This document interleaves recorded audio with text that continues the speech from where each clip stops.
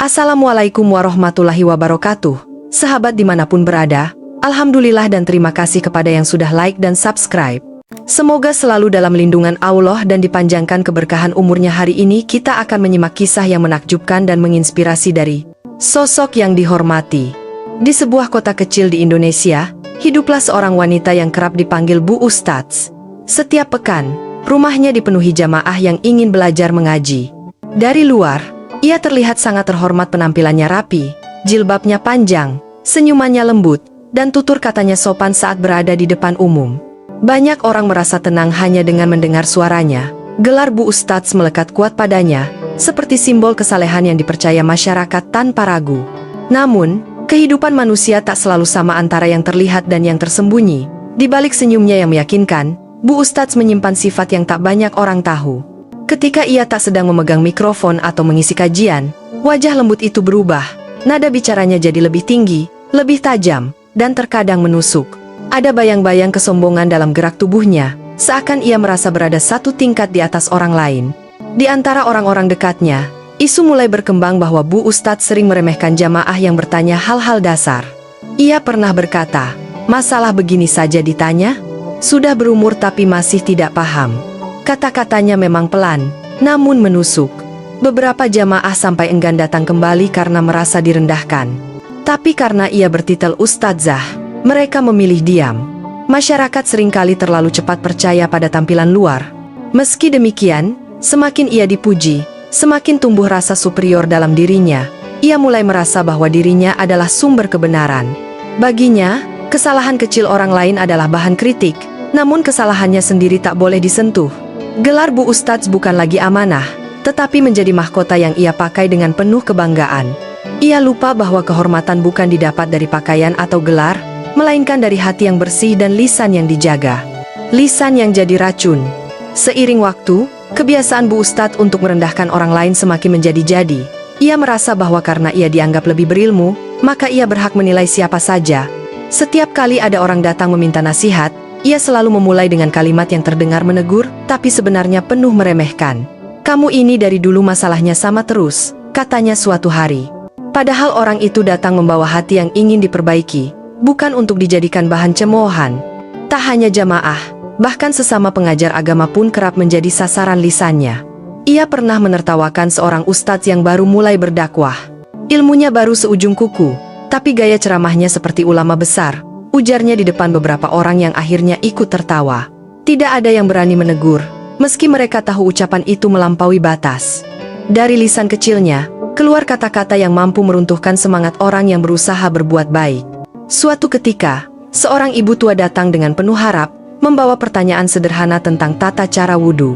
Alih-alih menjelaskan dengan lembut, Bu Ustadz membalasnya dengan nada tinggi, "Ibu sudah umur segini, masa hal dasar begini belum tahu?" Ibu itu terdiam. Wajahnya memerah, dan matanya berkaca-kaca.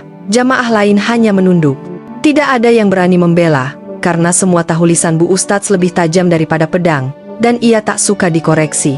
Makin hari, makin tampak bahwa lisan Bu Ustadz tidak lagi menjadi alat dakwah, melainkan sumber racun. Ia lupa bahwa Rasulullah mengajarkan kelembutan, bukan penghinaan. Ia lupa bahwa ilmu itu untuk mendekatkan, bukan menjauhkan. Dalam diam, banyak jamaah mulai menjauhinya. Beberapa hanya datang karena rasa sungkan, bukan lagi karena mencari keberkahan. Namun Bu Ustadz tidak menyadari tanda-tanda itu. Ia justru mengira jamaah tunduk karena menghormatinya, padahal mereka takut akan lidahnya. Keputusan berangkat umroh. Setelah mendapatkan begitu banyak pujian dari masyarakat, Bu Ustadz mulai merasa bahwa dirinya sudah berada pada tingkat yang lebih tinggi dari jamaah biasa. Suatu hari, ia mengumumkan bahwa ia akan berangkat umroh. Bukan dengan kerendahan hati, tetapi dengan nada yang penuh kebanggaan. "Saya mau berangkat dulu ke Tanah Suci," katanya, seolah-olah itu adalah bukti bahwa dirinya paling dekat dengan Allah. Banyak jamaah hanya tersenyum kaku, merasa heran melihat caranya memamerkan ibadah yang seharusnya dilakukan dengan ketundukan. Di rumah, ia mulai menyiapkan segala keperluan dengan penuh gaya, kopernya besar dan penuh pakaian baru. Ia membeli parfum mahal, tas baru, dan beberapa mukena yang ia pilih bukan karena kualitas ibadahnya, tetapi agar terlihat lebih berkelas dari jamaah umroh lainnya. Saat melihat dirinya di cermin memakai pakaian ihram, ia tersenyum puas. "Inilah saatnya," gumamnya, bukan dalam doa, tetapi dalam kebanggaan atas citra diri. Keputusannya berangkat umroh sebenarnya bukan karena kerinduan pada Ka'bah atau keinginan memperbaiki diri, ia hanya ingin semakin dihormati. Ia ingin pulang sebagai ustadzah yang baru kembali dari Tanah Suci, gelar tambahan yang bisa memperkuat wibawanya di mata masyarakat. Dalam hatinya ia berkata, biar makin percaya semua orang kalau aku lebih alim daripada mereka. Di titik ini, niatnya mulai retak, namun ia terlalu tenggelam dalam kebanggaan untuk menyadarinya. Namun Allah lebih mengetahui isi hati manusia, sementara Bu Ustadz tenggelam dalam rasa hebatnya sendiri, tanda-tanda peringatan sebenarnya sudah ada. Sikapnya semakin angkuh, lisannya makin kasar, dan hati kecilnya makin jauh dari ketundukan.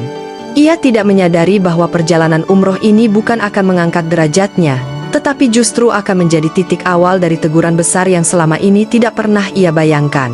Langkah kakinya menuju Tanah Suci bukan menuju kemuliaan melainkan menuju ujian yang akan membuka tabiat aslinya di hadapan banyak orang. Tanda-tanda aneh di Tanah Suci. Sesampainya di Tanah Suci, para jamaah biasanya merasakan ketenangan yang sulit dijelaskan. Banyak yang menangis haru saat pertama kali melihat Ka'bah, namun Bu Ustadz justru merasakan hal sebaliknya. Saat rombongan melewati Masjidil Haram, dadanya terasa berat, langkahnya melambat, dan untuk sesaat ia merasa seperti ada dinding tak terlihat yang menghalangi dirinya. Aneh, kok begini rasanya, gumamnya. Namun ia segera menepis pikiran itu dan kembali memasang wajah angkuh, berharap tidak ada yang melihat kegelisahannya. Hari pertama ibadah, jamaah lain terlihat penuh semangat. Mereka tersenyum, saling membantu, dan mengucap talbiyah dengan suara lembut. Sementara itu, Bu Ustadz justru merasa mudah marah. Ketika ada jamaah muda tanpa sengaja menyenggolnya, ia langsung menegur dengan nada tinggi. Hati-hati dong, ini tempat suci, padahal sikapnya sendiri tidak mencerminkan kesucian. Beberapa orang mulai memperhatikan perubahan sikapnya. Ia tampak lebih gelisah daripada biasanya, seolah ada sesuatu dalam dirinya yang tak nyaman berada di tempat itu. Ketika malam tiba, Bu Ustadz semakin tidak tenang.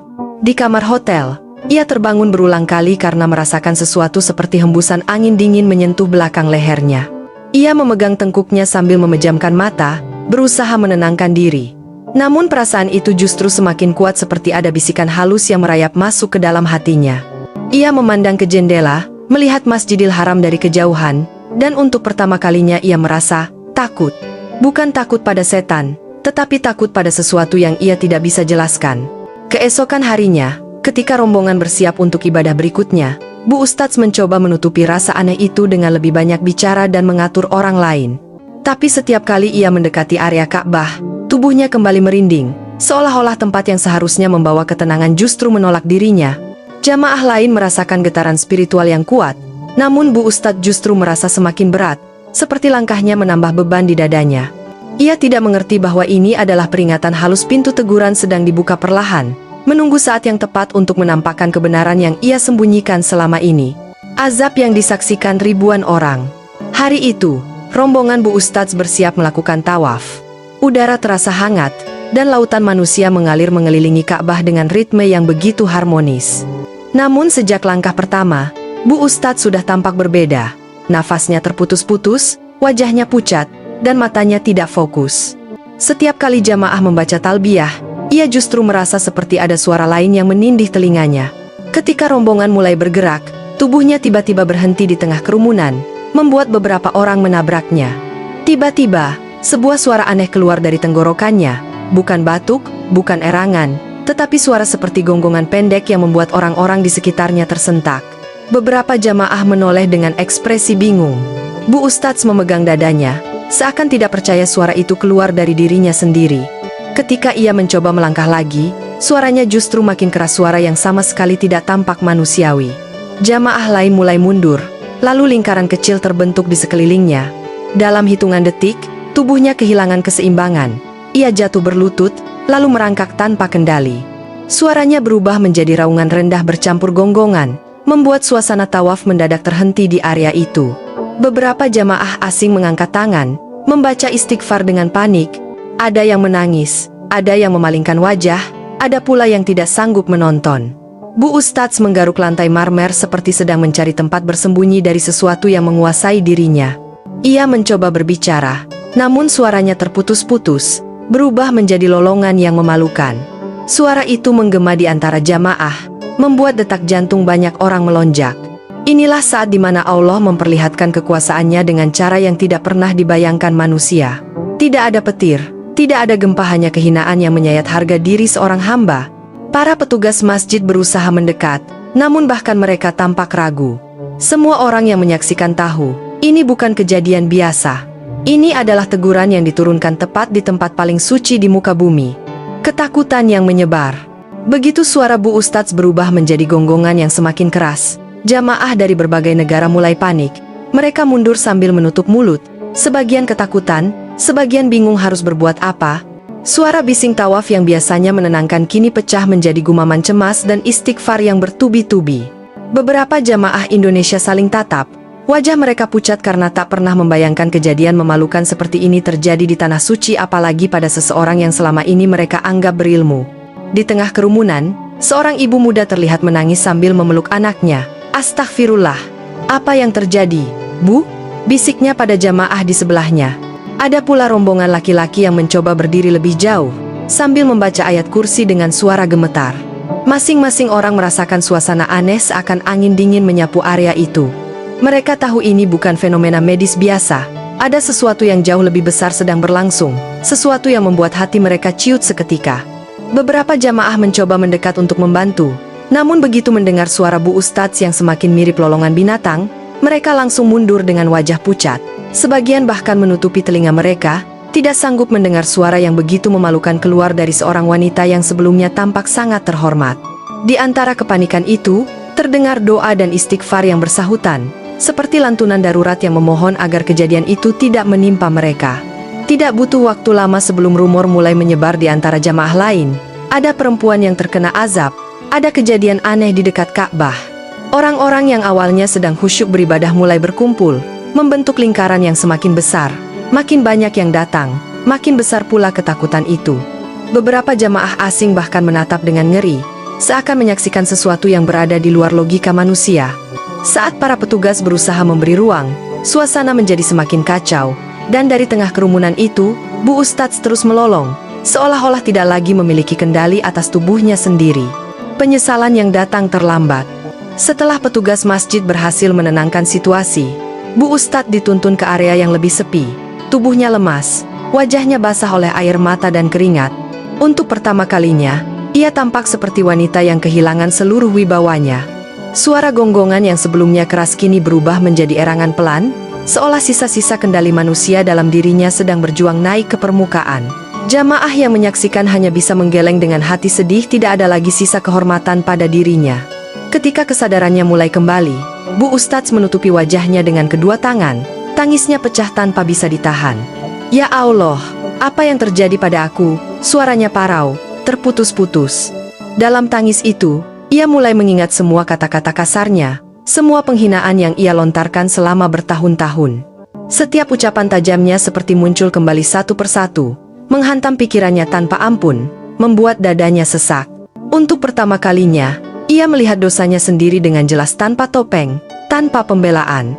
Salah satu jamaah perempuan, yang pernah ia hina dulu, mencoba mendekat dengan hati ragu. Wanita itu menatap Bu Ustadz yang kini tak lagi berdaya. Betapa kontrasnya, dulu ia digertak dan dipermalukan, tapi kini si penghina justru terpuruk, memohon ampun sambil bergetar ketakutan. Bu Ustadz memegang tangan wanita itu dan menangis lebih keras. "Maafkan aku terlalu sombong. Aku pikir aku lebih baik dari kalian," katanya terbata-bata. Namun luka di hati manusia tidak semudah itu disembuhkan. Namun penyesalan itu datang terlambat. Ia merasakan kehinaan itu masih menempel di seluruh tubuhnya. Bukan sekadar rasa malu di depan manusia, tetapi rasa takut bahwa Allah telah memperingatkannya dengan cara yang tidak semua orang mampu tanggung.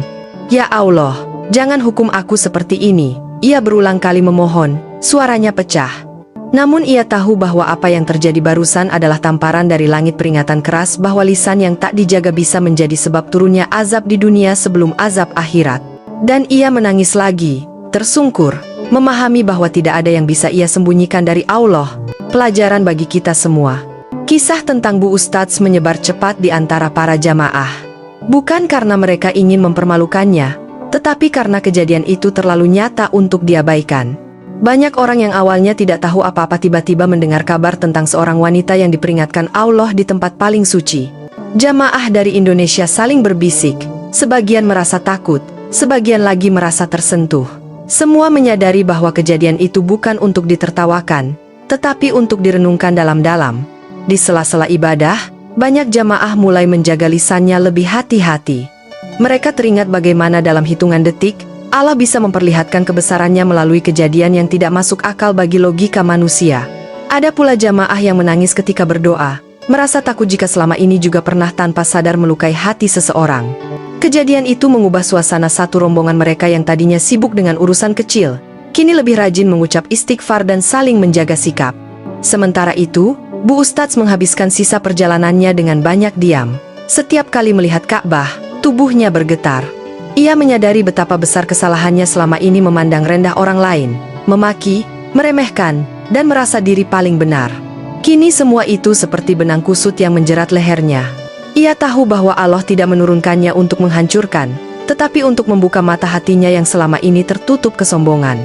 Kehinaan yang ia alami menjadi obat pahit yang akhirnya membuatnya mengerti siapa dirinya sebenarnya, hanya hamba kecil yang tak pantas menyombongkan diri. Dan bagi kita semua, kisah ini menjadi pengingat bahwa lisan adalah amanah.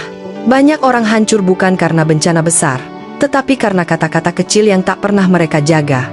Kita bisa terlihat alim, terlihat rapi, terlihat suci, tetapi Allah melihat apa yang tidak terlihat oleh manusia, niat, hati, dan cara kita berbicara tentang orang lain. Semoga kita dijauhkan dari sifat sombong, dijauhkan dari menghina, dan dijauhkan dari azab yang mempermalukan. Sebelum terlambat, marilah kita menjaga lisan dan hati, karena kehormatan seorang hamba ada pada akhlaknya, bukan pada gelarnya.